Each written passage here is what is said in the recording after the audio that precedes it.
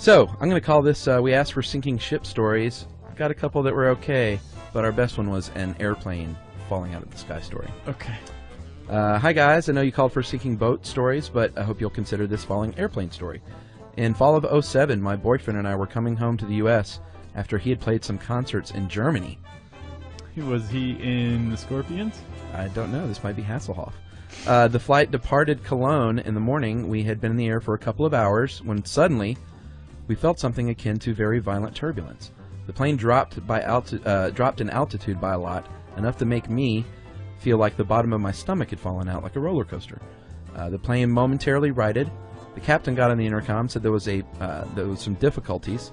The next few minutes felt like ages. The plane alternately banked from side to side, lost more altitude, and shook some more. Lights flickered on and off. The captain announced there was a fire in the first-class cabin, and it didn't help that he sounded panicked and was nearly screaming. We were sitting in the back row, which, as we know, is not proven, but it's probably one of the best places to be if your plane is going to crash.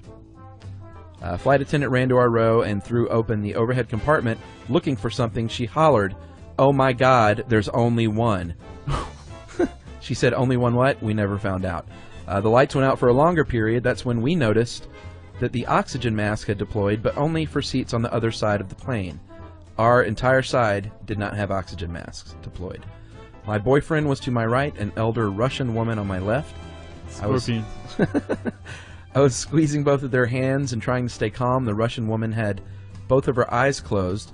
She was rocking back and forth and speaking softly under her voice. Suddenly, the ground was coming very fast.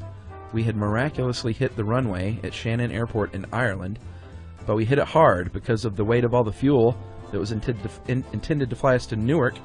The plane bounced a couple of times on the mist-covered runway, lost all of the electrical power, air circulation shut down, and we were towed to the gate.